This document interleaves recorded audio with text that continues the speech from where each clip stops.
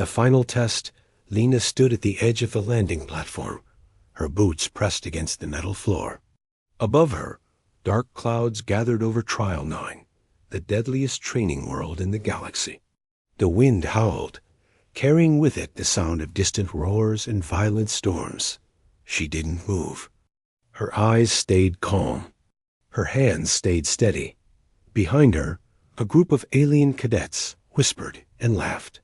Tall, armored reptilians with scarred faces. Insect-like trainees with quick legs and shining red eyes. All of them looked at the small human girl and smiled with pity or mockery. She's not going to last one day. One of them said. 2% survival rate, another added. That's generous.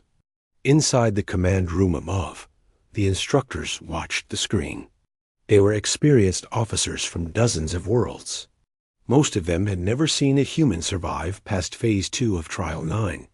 The simulation was meant to test leadership, endurance, and combat instincts. Even elite alien cadets failed.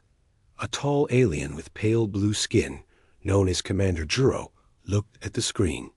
Lena's name blinked softly beneath her image. Cadet Lena, he said. Do you understand the terms of the test? Yes, Commander. She answered. You will be dropped into the Eastern Jungle Zone. There is no communication once inside. You must reach Beacon Point Alpha within 5 standard days. Your equipment will be minimal. Survival is unlikely. Any last words? Lena gave a small smile. You said I have 2% chance to live, she said calmly. I was just wondering what I'll do with the other 98. The room went silent. One officer raised an eyebrow. She's cocky. No, said Juro. She's dangerous. The countdown began. A mechanical voice echoed through the platform. Drop sequence initiating. Brace for descent. The floor opened below Lena. She fell through a metal tunnel, surrounded by blue lights. Then suddenly nothing. Just silence and wind and the burning sky. Her pod landed hard in the jungle. The door hissed open, and Lena stepped out into chaos. Tall red trees stretched high, their leaves glowing faintly with bioluminescence. The ground was damp, the air thick. In the distance, something screamed a long, high-pitched call. Then something else answered back. Lena didn't flinch. She looked around. The pod had dropped her with only a light pack. Water canister, a survival. Knife, a small fire starter, and a tracker that only showed the final destination Beacon Point Alpha Dot. She pulled the knife and tied it to a long branch, making a spear. Then she began to move. The forest was alive. Vines shifted like snakes. Tiny insects crawled across the bark, glowing blue and green. Strange bird-like creatures flew overhead, their wings sharp like blades. The deeper Lena went, the darker it got. Rain began to fall, hot, acidic rain that hissed when it touched the ground. She moved carefully, remembering her training. Human instincts, she had learned, were different. Not better. Not worse. Just different. And that made her dangerous in places like this. By nightfall, she had made a small camp between 2 large rocks.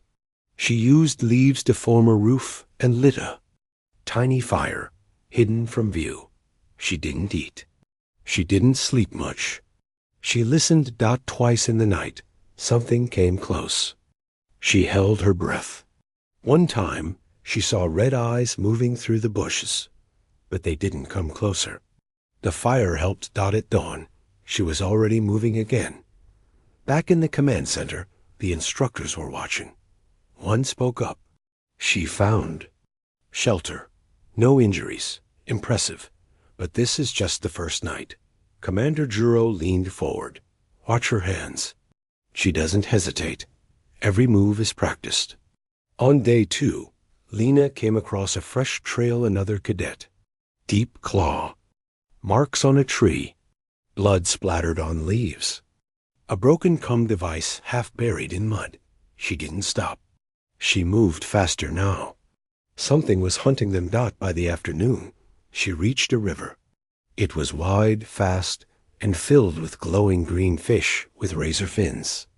The only way forward was across. She built a raft from fallen branches, tied them with vines. It wasn't strong. It didn't need to be. Just enough to float across. Halfway through, the water exploded. A long serpent-like creature launched toward her. Its mouth opened, full of jagged teeth. She threw her spear. It struck the creature's eye. It thrashed, roared, then slipped back under the water. The raft flipped. Lena hit the water. She fought, kicked, swam, reached the far shore, and dragged herself out, covered in mud, gasping, but smiling.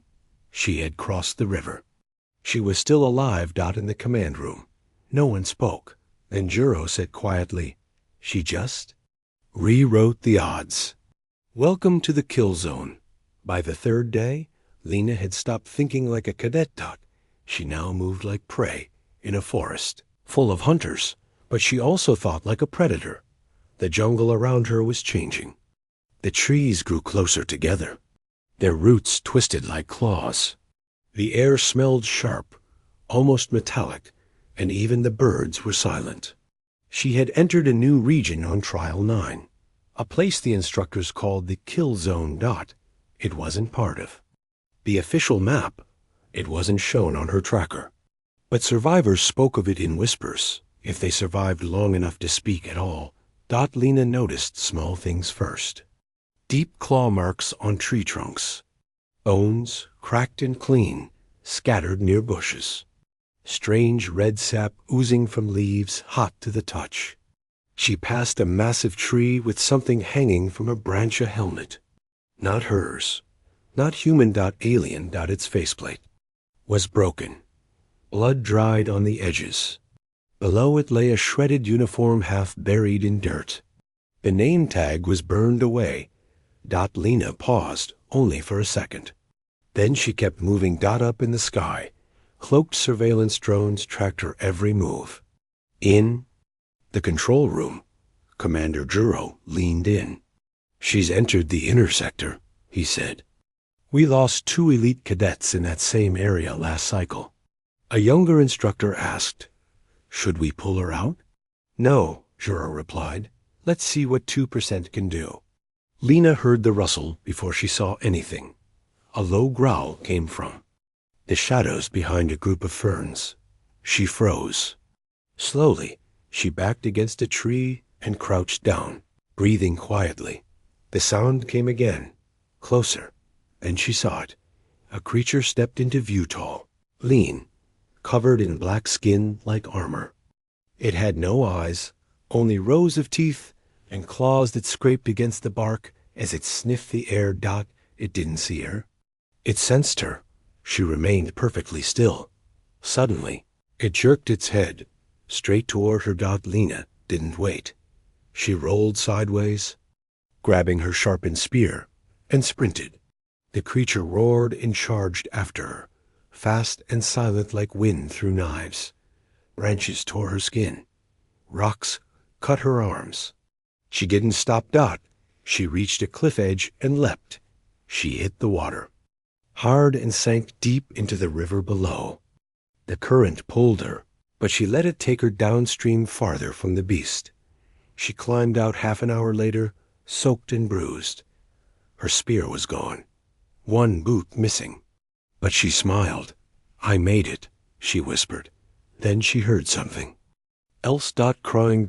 She followed the sound through thick vines and finally found a small alien cadet, a Tarkin child, not even fully trained.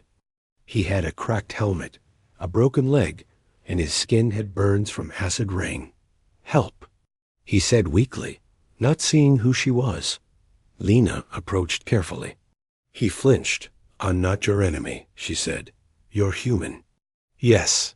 "And you're not dead. Not yet." She used strips from her uniform to bind his leg, gave him water, shared her last food bar. His hands shook, but he took it. "Why are you helping me?" He asked, because we're both still breathing. Lena built a shelter that night in the hollow of a massive tree. She made traps around it using sharp rocks, bent branches, and trip lines made of vines. Anything that entered would not leave unharmed. She didn't sleep much. A Tarkin child slept near the fire, murmuring names in his sleep, his squad mates, all gone. Outside, something walked by their camp. Its feet were heavy. Its breathing was slow. Then it stopped. Right beside the shelter. Lena held her breath, knife in hand, eyes locked on the door. The creature sniffed the air, and it moved on. Morning came slow. When the first light broke through the trees, Lena stepped outside to check her. Traps. One had been sprung. Blood, whatever it was, it bled. She looked at the red trail leading deeper into the forest, and she smiled again. I'm still here. In the command room, everyone was silent. One of the instructors, an old veteran from the Karen War, looked at the screen and muttered, "She doesn't stop. She doesn't break." Commander Juro replied, "That's what makes her human." She should have been dead by the fourth day. Lena's name had become the only one left on the board. Every other cadet had failed. Some were confirmed dead. Others had disappeared from drone view. No heat signature, no movement. The kill zone had swallowed them all. But Lena? She was still moving, still breathing, still calm. She now traveled with the young alien cadet she had rescued, Tyro. He limped beside her, supported by a stick and Lena's patience. His leg was healing slowly, but the fear in his eyes remained. "I don't understand you," he said one evening as they rested under a cliffside. "You could leave me. You should leave me. You're almost at the finish point. Why do you still carry me?" Lena didn't answer right away. She was sharpening a stone, making another spear. Her hands were covered in cuts. Her clothes were ripped, soaked with mud, and her arm had swollen from a venomous insect bite. But her voice was steady. "I don't leave anyone behind," she said simply. Tyro stared at her. "That's why you'll die?" Lena gave him a sideways look. "Maybe, but not today." Up above, inside the floating command ship, the instructors were whispering now. The screens showed Lena walking into a sector marked Red Zone, Do Not Enter. It was outside the designated route. Juro leaned forward. "She's changing the map? Should we warn her?" One asked. "No," Juro said. "This is the real test now, and she knows it." That night, the sky turned red. Lightning danced across the clouds. Thunder rolled through the forest. The jungle glowed in flashes, white, then black, then white again. And from that storm, something came. Lena saw it from a distance first. A tall shape, almost 10 feet high. Black skin, long arms that dragged on the ground. Its head had no eyes, only one long slit where a mouth should be, and rows of needle-like teeth. Tyro began to shake. "That's a Reaper." Lena didn't blink. "What is it?" she asked. Tyro's voice was barely a whisper. "It hunts everything. Even the observers don't get close. It can smell pain. It doesn't leave bones behind." The Reaper sniffed the air. Then it turned toward them. Lena didn't wait. She picked up Tyro and ran, through trees, over rocks, across broken logs. The creature chased them silent and fast. It didn't scream. It didn't roar. But its breath was like wind made of blades. Lena reached a narrow crack in the cliffs. She pushed Tyro through first, and slipped in sideways herself. The Reaper slammed into the stone behind them. Dust filled the air. Rocks cracked. It couldn't follow, but it waited. Lena held Tyro close. He cried softly. "Will it leave?" He whispered. "No," she said. "It's patient." They stayed inside the rock gap for hours. No food, no fire, The Reaper still stood outside. Waiting. Lena looked up and saw a narrow crack above them, just enough space to climb. If she could reach the top, they could escape. She made a rope from her belt and Tyro's wraps. She tied him tightly. "You're going up first," she said. Tr. Shook his head. "You'll be caught." "Not yet," she said. She pushed him up. He climbed slowly, shaking, crying, but he reached the top. Then Lena began climbing. Halfway up, the rope snapped. She fell. Her body slammed against the stone wall, and she hit the ground hard. Her shoulder cracked. Her head bled. She didn't scream. She didn't stop. She got up. And she climbed again, with one arm, and legs shaking, and blood dripping down her neck. At the top, Tiro reached down and pulled. They both collapsed into the mud at the top of the ridge. Alive. Just barely. In the command room, someone whispered, "She should have died." Juro said nothing, but he stood up and saluted the screen. Lena and Tyro found shelter in a burned-out tree that night. Rain fell hard. The wind screamed. But they were alive. Tyro pressed close beside her.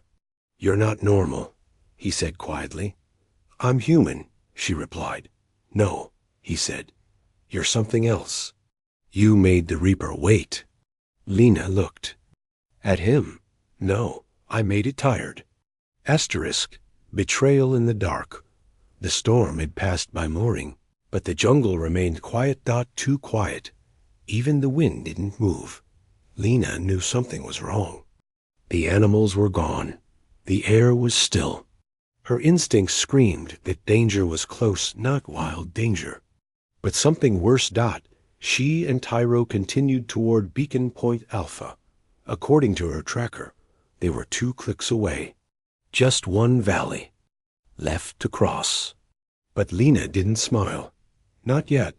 She kept scanning the trees, her fingers resting on the sharp bone knife she had carved herself. Her shoulder still throbbed from the fall, but she hid the pain. Tyro noticed anyway. "You should rest," he said gently. Lena shook her head. "We rest when we're safe." Suddenly, they heard movement, but not animal movement. Not silent hunters. Voices. Human voice. Lena's breath caught. She stepped forward through the vines and froze. Another cadet stood in the clearing. A human. Cadet.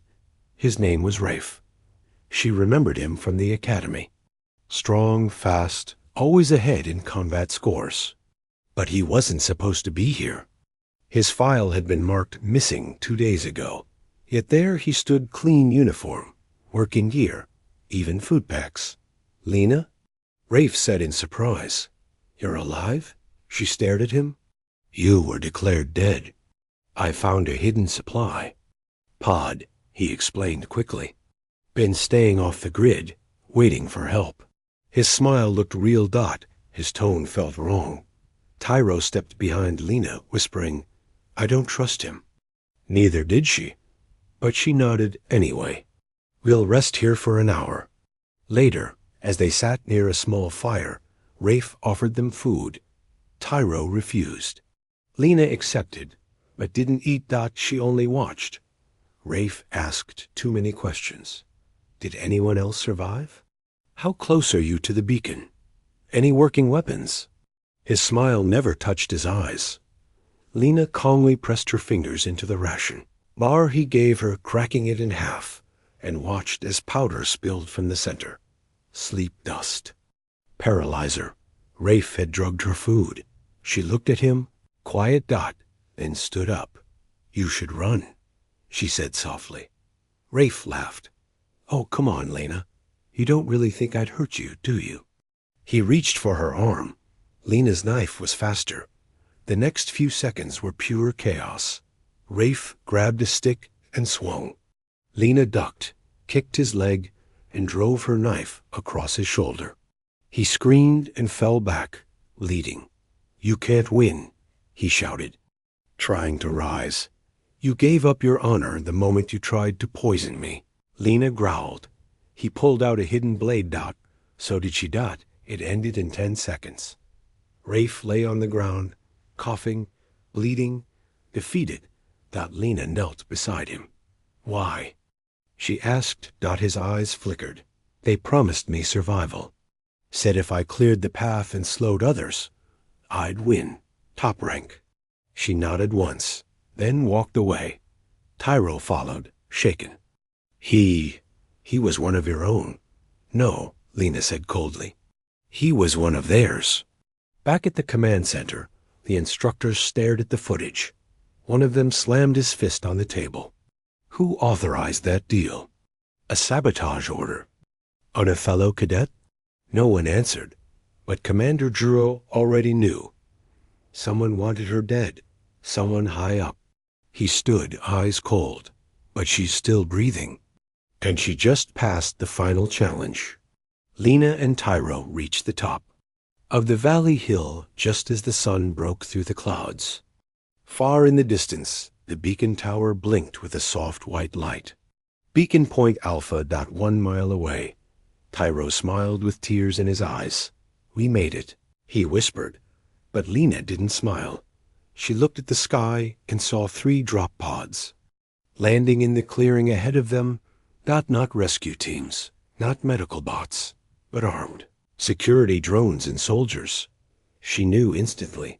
They weren't there to help her. They were there to erase her. Storm of fire. Lena stared at the drop pods as they hit the ground in the clearing. Below, the smoke cleared. 3 armored soldiers stepped out, heads covered in black helmets, weapons glowing with blue plasma. Behind them, flying security. Drones hovered silently, scanning for movement. These weren't ordinary rescue teams. They were kill units, and they weren't looking for survivors. They were here to clean up. Tyro clutched her arm. What are they doing? Lena's jaw clenched. They're not here to help us. They're here to make sure no one finishes. But why? Tyro asked, terrified. Lena didn't answer. She didn't need to. She understood now Trial 9 wasn't just a test. It was a tool. A tool to remove the strong who wouldn't obey orders. A tool to erase those who didn't fit the system. She wasn't supposed to survive. She was supposed to disappear. Just like the others. In the sky above, the storm was returning. Flashes of purple lightning crackled between clouds. Rain began to fall, acidic and hot.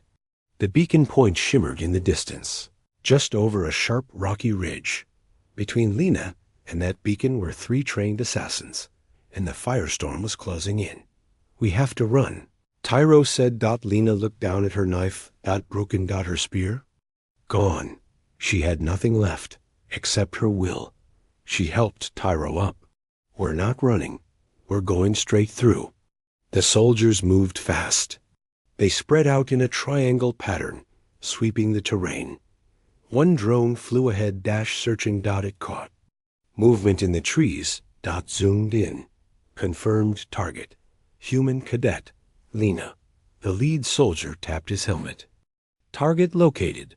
Proceed with final order. They didn't say kill. They didn't have to. Lena grabbed a vine, tied it to Tyro's arm. If I say run, you don't look back. You get to the beacon. Got it? But you'll... Got it? She said again. Tyro nodded. Then she moved. Fast, silent, low to the ground. She picked up rocks, tossed one far to the right. Crash. The drone turned. 1 soldier followed. Lena waited until they passed, then struck from the side. She jumped from behind a tree and slammed a sharp branch into the back of the 2nd soldier's knee. He screamed and fell. She grabbed his weapon, a plasma knife, and rolled.